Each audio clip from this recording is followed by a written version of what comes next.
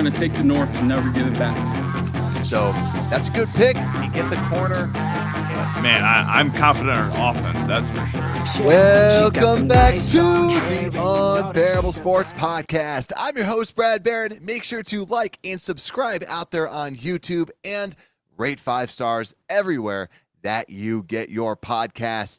It's now the start of the new quarter, so thank you everybody that has helped out this show. We are donating a portion of what we made over to NAMI that help people with mental illness. Now, this quarter, what charity should we help out this quarter? Let us know in the comments or send an email to unbearablesports@gmail.com. Let us know what organization you want us to support next. But yet again, as always, thank you for all your love and support. And happy 4th of July. PayPal, happy 4th of July to you, my friend. What's going on? Not much, Brad. Yeah, I'm stoked for 4th of July. You know, great. I got 2 days off for work. You know, awesome stuff with that. Like holidays always just come in clutch with that. You don't have to use your planned, PPTO and stuff like that. So I'm excited. Just kind of hang in our backyard, use our new concrete, patio that we have in the back, and just watch the fireworks. Because yeah, we can watch our fireworks from our backyard. So which is awesome. So we avoid being around all the people and kind of getting parking and all that just busy work. So we can just go in the back, roast some marshmallows, and have a good time. Nice. So fireworks are tonight? Yeah, I think so. Okay. Brad, as you know, I kind of just play everything by ear. So we'll see. I'm usually not the planner of stuff. So once I can let you know like once an hour beforehand or something.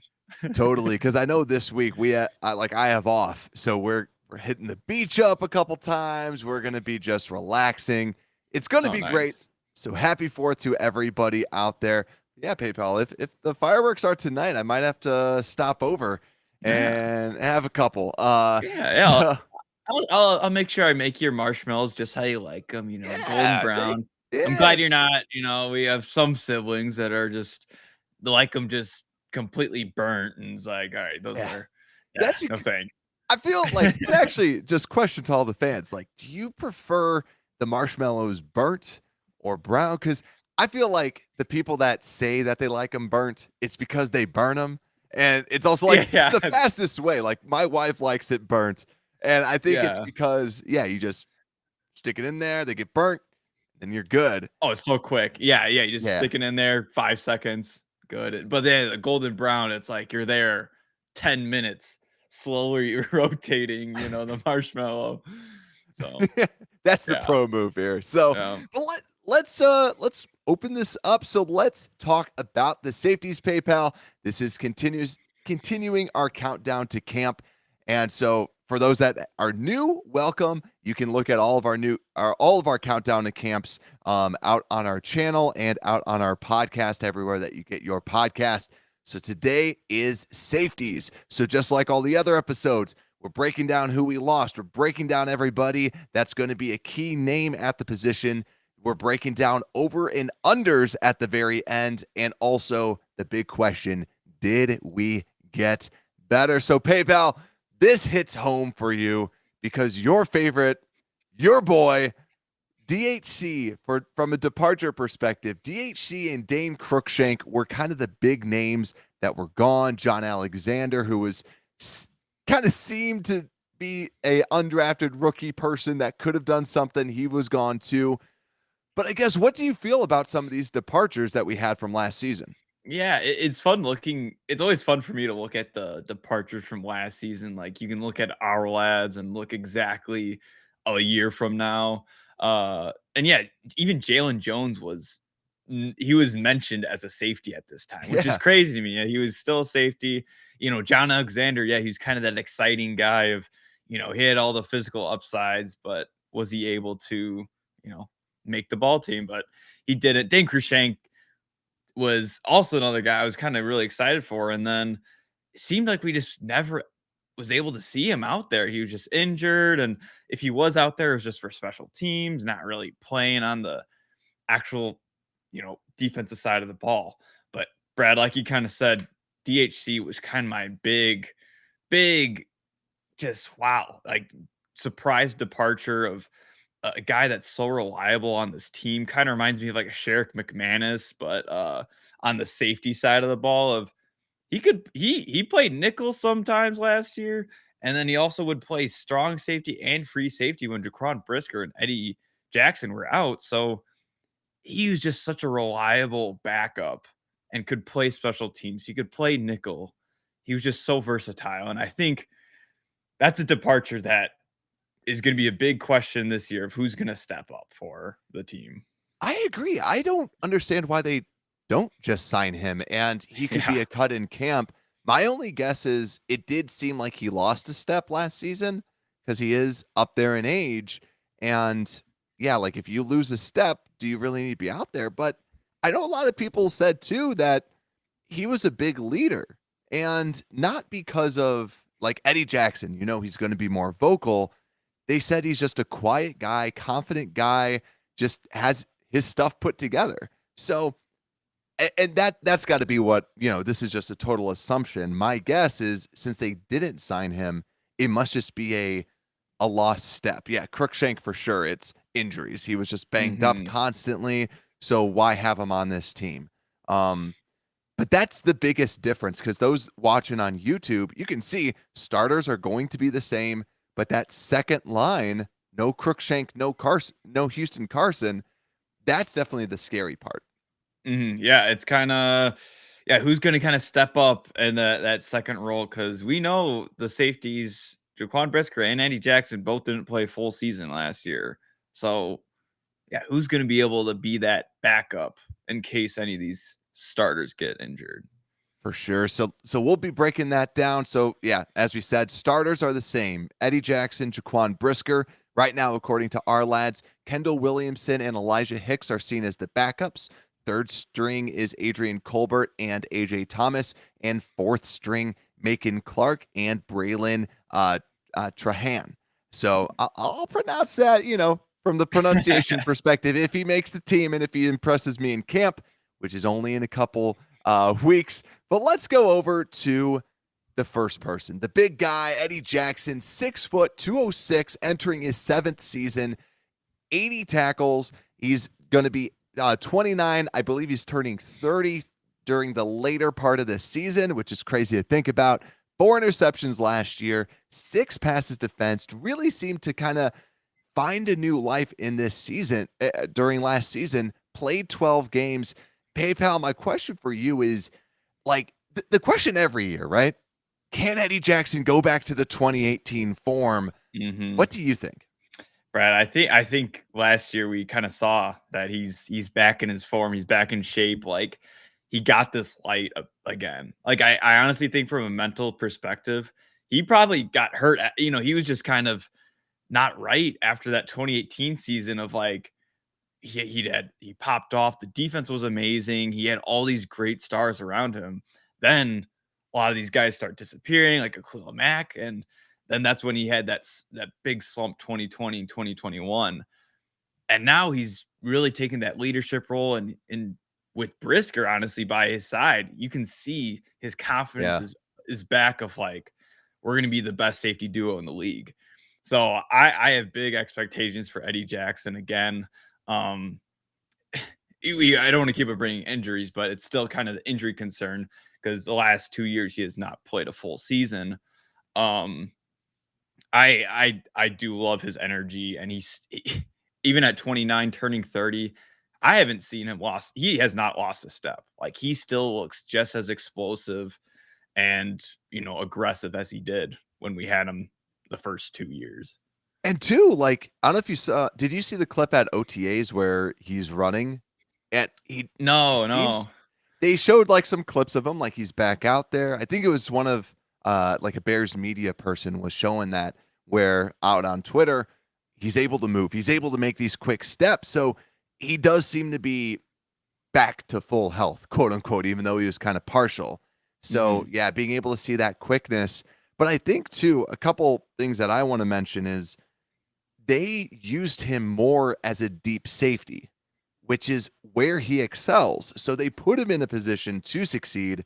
And that's a big part of the cover two, is being a deep safety, which is what he's good at. And two, I think it speaks volumes. 50% completion when he was targeted. I believe that was from PFF when I was looking at it. Insane. He was the 13th highest graded safety from PFF's perspective too. But it's really like you said, the leadership, the scheme, I think is huge. But it's nice to just see him back. And I think he's not. 2018 was such an outlier season and phenomenal. I don't think he's going to be that great. But putting up these numbers when your defensive line couldn't put pressure on anybody, it just applauds him even more for what he was able to do. So do I think he's going to be much better? That's hard to say, but I think he's going to be a very good safety this season. Yeah. You could almost say, yeah, last season was like an outlier too, with how bad our D line was. Of like, he still got 4 interceptions, still got 80 tackles. Like that's still a great season from playing 12 games with the worst defensive line in the NFL, arguably. Or like 20 sacks or something. Yeah. So, I'm optimistic about him, and with this upgraded defensive line, consistency with having, Jaquan Brisker again for the same season, I think it's huge, and expect a lot from him. Now talking, I brought up the 20 sacks. Let's go to the next player. So the next starting safety on the opposite side of Eddie Jackson, Jaquan Brisker, Mr. Sackmaster himself. He's a safety? I thought he was a defensive lineman, Brad. That's how many sacks he had. Led the team in sacks last year with 4, 24 years old this season, 6'1", 200 pounds. Second season out of Penn State, the former second rounder, 104 freaking tackles, 6.5 run stops. He truly is that partner in crime next to Bojack, like we were talking about. But PayPal, do you think that he's going to have a breakout? Is this going to be like Brisker puts his name on the map? What are you expecting out of Brisker this season? Yeah, I definitely think this is kind of when we see maybe the same amount of sacks from him or less, but we see those interceptions. We see those a lot more pass deflections. We see like him feel a lot more comfortable in the game, because he talked about in his interview during camp of how he kind of had that speed of the game, but he said it was going a lot faster last year. Right now, he seems like the game's so slow. Which is great, because then he's able to have his instincts a lot better. He's able to play the ball a lot better, and not just kind of run around with his head cut off type of thing. Of he's just running around. He's a lot being able to get these takeaways that this team really needs. So I have high expectations for him, Brad. I think we all saw kind of the highlights of him last year, of like that interception after Mac Jones kicked him in the Gazulas, in the Briskers. The Briskers. And then the next play, he gets a one-handed interception, caught it with like 4 or 3 fingers. Great, like an amazing catch out of a defensive back. Like that's a guy that you want on your team. He just makes big plays in big areas, and like you just gotta love him. So it reminds me almost of like that younger Eddie Jackson. You could see the fire, because Eddie Jackson had that fire kind of when he came into the league, and Brisker kind of reminds me of him. Yeah, I think this might be a bold take. I think at the end of the season, we're going to talk about, because it's Eddie Jackson as the better safety and Brisker as the bad one, right? Or like the backup or the next guy, right? The safety too. And I even saw too on Twitter, people posting who's the most overrated player on the Bears. And a big one everyone was saying was Jaquan Brisker, which I don't agree with, because I think he's overrated in the sense of his tackling. He had a 14.7% missed tackle rate, and that was his biggest weakness, I thought, was in college he was a good tackler, but you talked about the speed of the game.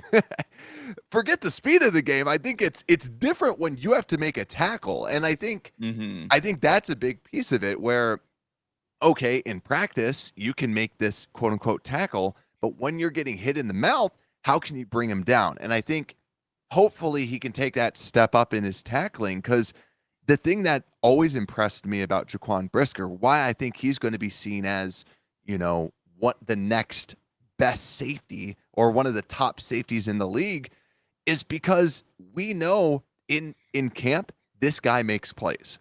This guy understands where people need to be. He's very smart, from high football IQ. And yes, he has 104 tackles, but he missed a lot of those too. He puts himself in good position. I think this year you're really going to start to see him take that next step as he gets stronger. I think it was someone from CHGO was saying he's rocked up this season. And I guess everybody's rocked up when coming in, but they're like, Brisker just looks enormous. And I think that is going to allow him to take this breakout season, tackle better, leverage his next level instincts. I think the sky's the limit this season. So I'm pumped. Yeah. Hey, Brad, whoever used that, expression to describe the energy of the Bears, of saying rocked up, I think they have to change that. I think it's too similar to like other adjectives. I don't, it's like what is going on in the Bears locker room? But yeah, I agree, Brad. Like, I think you kind of nailed it with Eddie Jackson, of like, you can see that they put these safeties in the correct spots, and that's why I think they succeed so much. Like, and they succeed in this defensive scheme. Like, you can see, like, Yeah. they're available to get these turnovers, and I love it. Like, these are probably the most confident two guys on this defensive team right now, because they've been with the team for so long, and they're also just super talented. So Jaquan Brisker has been put in the right positions to make turnovers and all these tackles, which just fits perfectly with how he should play in a scheme. Yeah. So the starters, I think it's safe to say we really like them. And I know when we did the NFC North divisional rankings, I was like, they're number one. There was some debate because I didn't realize how big of a debate it was because of Detroit, right? Kirby Joseph and Gardner Johnson and stuff like that. But I really like who the Bears have as the starters. But shifting to the backups, like we were saying at the very beginning, this is where it gets interesting. The number one backup that we have out there is Mr. Elijah Hicks. Elijah Hicks was I believe 7th round draft pick last season. So this is his second season. He's listed at 5'11", 200 pounds, 28 tackles last season. He's going to be 23 years old, played in 15 games, a lot of special teams there, and also started a handful of games last year as well due to injuries and other things that were just going on in the organization. So the big question with this PayPal, he is seemingly the number one backup. How confident are you in Elijah Hicks going into this season? I'm going to be real, and I'm not as confident as I would have been if we had DHC as the backup, because it's like we know what he's been, but with Elijah Hicks, it's still kind of that question mark. I do remember him last year, like there are times where he had great plays, but there was times too, I remember, where he would miss his coverage. Like, there'd be a wide open guy in the in the backfield, and we were just like whose guy is that? And it'd be Elijah Hicks's, and that's where it's so key. Hopefully he's been absorbing as much knowledge as he can with this defense. Hopefully this coaching staff has been teaching him a lot, because safeties, they're the last line of defense. They have to be smart. They have to be consistent in their play. So I'm kind of, I don't want to say worried, but I'm not as confident as if we had DHC back out there. But I liked his play, especially in special teams. You could see him shine out there, and he's a good backup, but not. I'm not in love with him right now, and he has to prove some stuff to us. Yeah, I'm kind of the same way. I think the big thing is the Bears must really like him and like what they see out of him if they feel confident enough to move on from DHC and Cruikshank, or not even bring someone else in. Now we'll talk about Williamson, the person that they ended up drafting, But I do believe that with Hicks, he didn't stink when he was out there. And yeah, you mentioned the growing pains that he has there. And I also want to call attention to when he was playing in our defense, not special teams, he had 142 snaps deep and only 14 snaps in the box. So I think it's pretty obvious where they like him. They don't see him as a big thumper. And this will be important because I'll bring something up later on. I think that Hicks is going to be Eddie Jackson's backup specifically, not Brisker's backup. And we'll talk about who could potentially be Brisker's because maybe if, like, let's say, God forbid, Brisker goes down, maybe then they try to get creative with the safeties. But I think it speaks a lot to where they think that Hicks should be. We'll see what happens at training camp, but he didn't stink, which is what you want to see out of a 7th round pick. Yeah. So I'm actually going to keep my eyes open in camp and also in the preseason because this is a low key. You want to have good backups because you're not guaranteed everyone's going to be healthy, especially with what you brought up about Bojack, with him not being the healthiest of people. Yeah, they're definitely the backups are the key. We talked about earlier in the show of like, yeah, these are the guys you should be looking out for. Like we know Eddie Jackson, we know Brisker, and they're gonna ball out. But yeah, who can be there kind of protecting them? So yeah, I'm excited to look at these backups, Brad. I'm really excited to watch them and kind of preseason is always I know some people don't like preseason. I love preseason. We love preseason. I love preseason so much. It's awesome. I think that's also where this is going to be a fun preseason because of the young safeties. Oh, yeah. Because before it's like Cruikshank's going to be a backup and DHT is going to be a backup. Now we also have the 7th rounder, Kendall Williamson. I also wanted to grab our graphic that we used for the draft show because I think it also just shows a little bit about him. The strength that we put on it was question marks. His weakness was question marks because there was no tape of this guy. And there's a lot of question marks about him, the player. He was a 7th round pick at pick 257, 51 tackles, 1 interception last year in 2022, and 5 years experience at Stanford and still had a great RAS score at 8.7 and has made some plays in training camp now, or in mini camps and OTAs. Not the biggest thing in the world, but it's good to at least hear his name coming up. 6 foot 205. Now, my take on him, PayPal, is I feel like he could kind of play anywhere, really. Seems to be a smart player, obviously also from Stanford. But should we expect anything from him? Yes. we should expect something from Brad because, like, we look at kind of the backups of him, and it's kind of like, all right, who else would we want him to be? You know, you mentioned we have kind of the backup for Eddie Jackson in Elijah Hicks. It seems kind of like a set in stone piece. But yeah, who's the backup for Jaquan Brisker? And I think Kendall Williamson is kind of that first guy we think of can he kind of step into the role? You know, he's fighting with AJ Thomas, Adrian Colbert, those type of guys. Exactly. We don't know too much about this guy, but just from kind of like what you hear about him, he's super smart. Obviously, I mean, he's from Stanford, but he has a great RAD score. So he has all those physical attributes. And honestly, with this experience, I kind of like getting these experienced guys because they should be able to be kind of a plug and play, I guess, they do have that experience already. And they should be able to go in right away rather than if we got like a 18, 19, 20-year-old where they're coming into the league and they still have a lot to develop, like a Gordon of last year. Like this Williamson should be able to come in and help us immediately.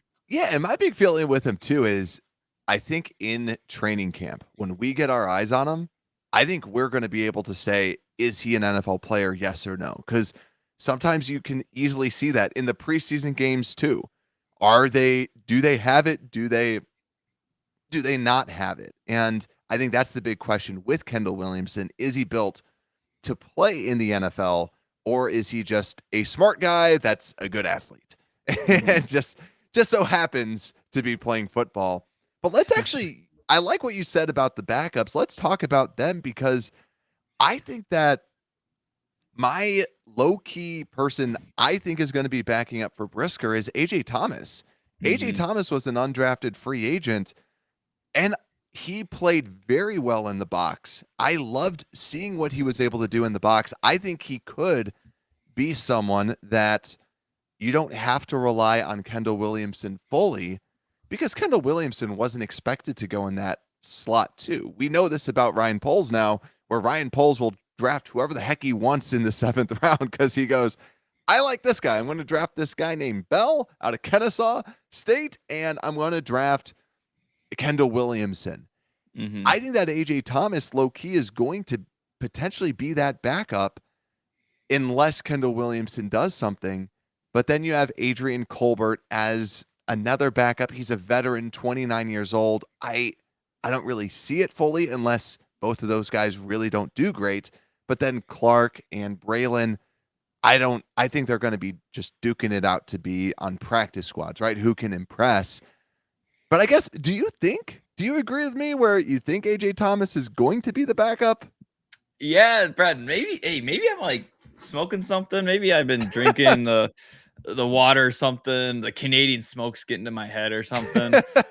But remember when we talked about Terrell Smith possibly being kind of that safety, role? Okay. Like, watching his tape last year of like, he kind of is able to play that safety role because he's not that, up in the front. Like he's not playing press coverage. Like he's kind of that sit back and he's perfect for the cover 2 scheme, basically. But yeah, is he someone like, hey, like, we feel confident in, having Vildor as the backup to Kyler Gordon and, all these the starting corners. And do we have then Terrell Smith almost be like versatile of like, he would be the backup of Jaquan Brisker, but then he could also play, backup corner if someone goes down or if someone needs to rest, whatever it is. Like he could maybe kind of be that versatile guy, depending on how where he's been getting his reps, what the coaches think of, Kendall Williamson and AJ Thomas and all these backup safeties. So I don't know. hate it. Maybe I'm smoking something, Brad. Maybe I it's don't the hate smoke. it. I don't know. Yeah. I really don't hate that because why not try more people out at those positions? And I think too, if you feel confident with Tyreek Stevenson, like when we broke that down, it seems like they are. So if they're confident there, and if let's say they like Blackwell and Vildor as the core backups, see where he can play. Now, the only thing that I don't necessarily love about that, thinking it through since you put me on the spot, I think Jalen, the big question will be like a Jalen Johnson. Do you think that Terrell Smith has the potential to be a starter? Because if so, then yeah, stick him at that. Otherwise, it's interesting. One thing too is I also pulled up the undrafted free agents just to shed some light on them too. Macon Clark had 4 forced fumbles last year out of Tulane. He's an undrafted rookie free agent, 5'11", 203. He had 69 nice tackles and then had 2 interceptions. So seems more built in the box.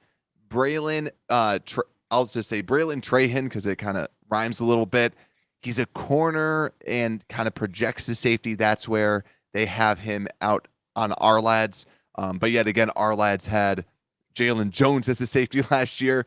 So he had 4 interceptions out of Louisiana, 78 tackles. So a very good super senior or super COVID season for him. So like, yet again, we'll see what those undrafted free agents can do. But yeah, I like I don't hate the idea of doing something like that just to see who can be a backup.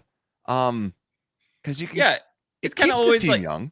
it keeps the team young. I think too, you always want your best players out there, and it could also kind of save a spot when we start thinking of the 53-man roster of like, all right, if this guy's versatile and can play safety and corner, then Yeah. we could have a lot less safeties. You know, we can cut a lot of these guys and maybe save a spot if we want an extra wide receiver, if we want another running back, whatever. Because there's still so much up in the air. We still have so much football offseason to get through. But yeah, I I don't don't hate know. it.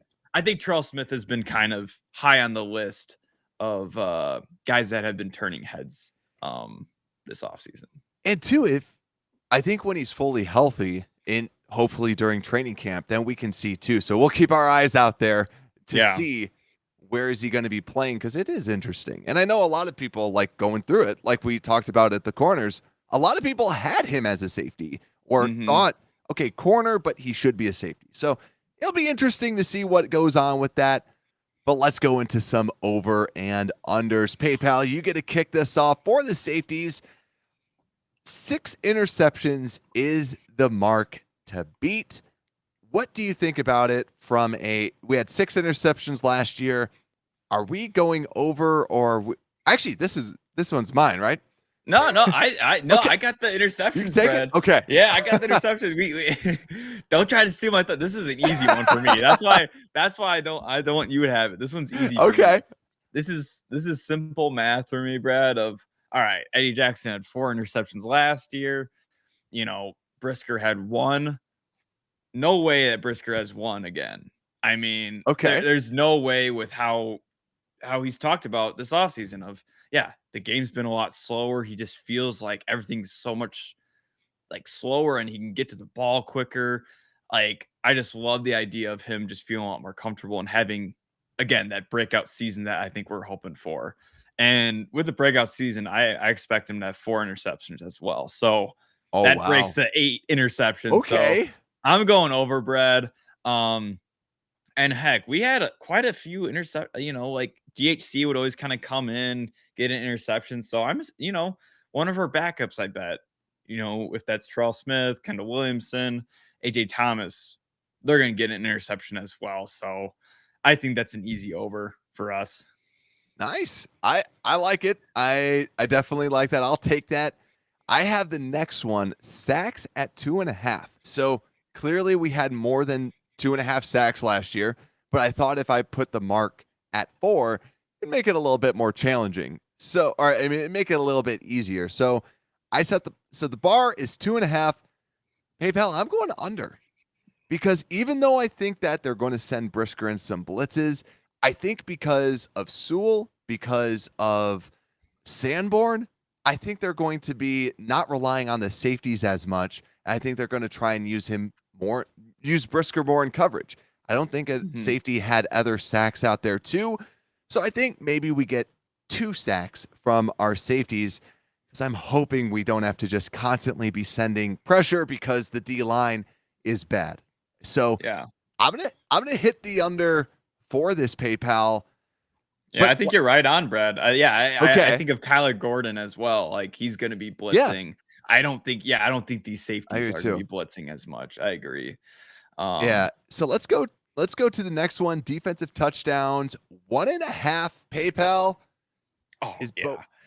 Bojack is back, Brad. Okay. We saw if Bojack is back, Okay. he's gonna. And I'm telling you, Jaquan Brisker, he's kind of reminding me of that Bojack. So I could see the defense kind of getting back to their, swaggy, getting defensive touchdowns, celebrating in the end zone. I'm saying, they're going to get at least 2 this year. Maybe one for Brisker and Jackson. Okay. So I'm hitting the over on this one. I am so excited for Brisker to get his first defensive touchdown. I can't. He'd be such a fun guy to see celebrating with the defense, and oh yeah. Okay, so PayPal, I'm the pessimist on this over unders then, because we have passing touchdowns for 14. I'm going over because we had like over 30 rushing touchdowns. And we can't be giving up that many rushing touchdowns. We improved the linebackers. You're hoping that someone from the D tackle group can we have Andrew Billings in the middle, right? It was so easy to run on this defense. I'm hoping that we can be more stout there, which would then turn into more passing touchdowns. So that's why I'm thinking it's going to be over. because just overall, better run defense means we're going to be giving up less rushing touchdowns and then more passing touchdowns. So that's kind of my logic behind there. Yeah, it's not pessimistic, Brad. I think that's I agree for both of them. Of like, it's honestly better because it's showing our team's getting better. We're not having to use Brisker to blitz, to cover and do it all. Like, now we have people doing their jobs on the defense. Like, the defensive line should be getting sacks next year. So I think of it as a good thing, and that means more passing to this great secondary we have, and which could lead to more interceptions, more defensive touchdowns, more passes deflected, all that good stuff. Okay, so now the last segment, PayPal. Did we get better or worse at the position? What say you? It is hard, Brad. I don't have an answer yet for you. I'll maybe in like a minute or so after we talk a little bit, but I think of the starters. Okay, like the starters stayed the same, but they're playing again, same season. Like neither of them are declining. I don't think Jackson declined in his physical ability at all. Brisker, he's just getting better because he's getting more smarter with the game. It's coming slower to him. So in that aspect, I think we've gotten better from our starters, but it's still that backups. Like, did we get better after losing, most importantly, a DHC of like that consistent backup who's, when he's in, like you honestly don't notice when he's in because you're not like, oh crap, our defense is looking terrible now. It looks the exact same defense when he's put in. So from a backup perspective, I think we got worse as of now, but a starter perspective, we're better. Yeah, I kind of agree with you with that too, where Eddie Jackson, my thought on Eddie Jackson is I think he's either going to give you the same level of play or he's going to slightly regress due to age, due to injury, and not saying, okay, now he's going to be horrific, but I think he's going to give you around the same play, but I don't think Jackson's going to be better. I don't think he's going to be like, oh my God, it's 2018 again. I think he's going to give you same level of play, slightly worse. Brisker, I do believe he's going to be a lot better. But then, I agree too. It goes to the backups, where last year we're talking about Crookshank was banged up the entire time. So then there's that question. Do you factor in having a good, talented backup in Crookshank that just never played, right? And he was on the roster during this time we were talking about the teams, and that's what we're going to be comparing. And I think, the backups are worse, and I get nervous about this backup group. I think to me, because of that, is it okay for me to just say neutral? I think that this is going to be just a solid group. I think it's going to be a good group. If you're just looking at the starters, it got better because Jackson in the middle, Brisker arrow up. That means they got better. Brad Dewey. I mean, is this gonna be the first ever? Just like push. meet. Just push. Like it's because I don't want to say we got worse because we definitely didn't, and we didn't get better. Like we didn't get better either. Like I think it's pretty. I think it's pretty middle of the pack of. It's hard to say. We don't know yet. I mean, once we see these backups actually playing and actually in the game, then we could be like, oh shoot, we were wrong. Next at the end of the season, we like, oh shoot, AJ Thomas balled out. And you know what? Just because I feel like we have to give an answer, I'm going to say better. I'm going to say better because I think Jackson, middle to slightly worse than what he was. I do believe in Brisker. I believe Brisker is going to have a huge jump. I think at the end of the season this year, we're going to be talking about how good Brisker was and how solid of a safety he is, and talking about him as a top tier, like not top 3, not top 5, but someone that you're building around that is going to be a staple in that safety group. And I'll say this too. Hicks wasn't bad.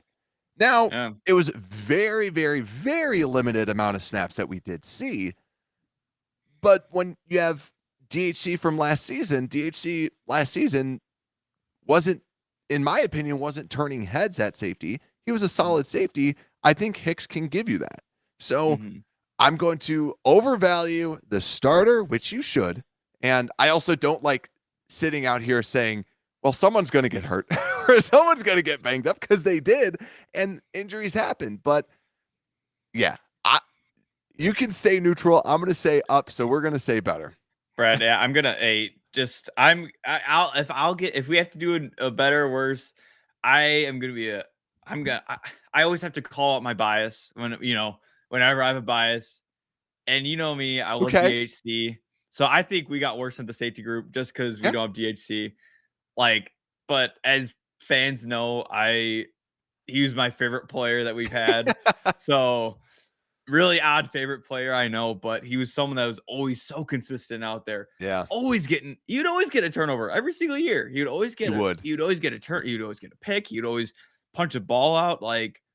You'd always do that one play where you're like, oh, hey, we still have DHC. He's still doing stuff. Awesome. So I'm going to say we got worse just because we don't have our all-star backup safety in DHC. That is the fear, because I can see us too. If someone goes down, and I hate saying it, but if someone goes down, last year, I remember us joking that, dude, we should just have 3 safeties out there and just have him out there as DHC, play 3 safeties deep, because they were good. And if Crookshank was healthy, you could have 3.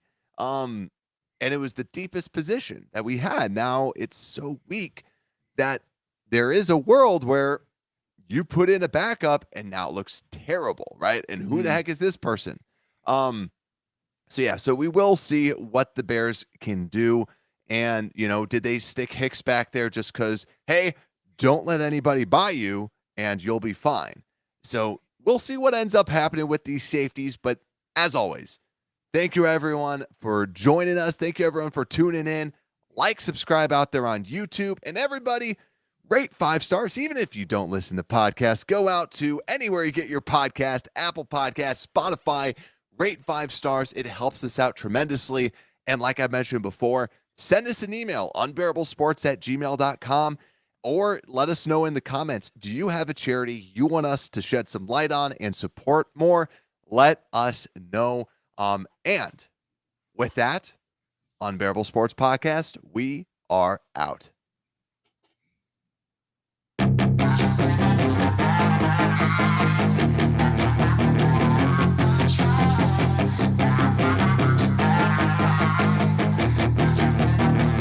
Yeah, she's got some nice long hair, and you know that she's a bad chick.